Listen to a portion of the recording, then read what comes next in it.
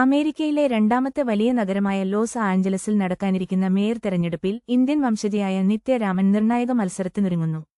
നവംബറിൽ നടക്കുന്ന അന്തിമ പോരാട്ടത്തിൽ നിലവിലെ മേയർ കാരൺ ബാസിനെതിരെയാണ് 44-കാരിയായ നിത്യരാമൻ മത്സരിക്കുന്നത്.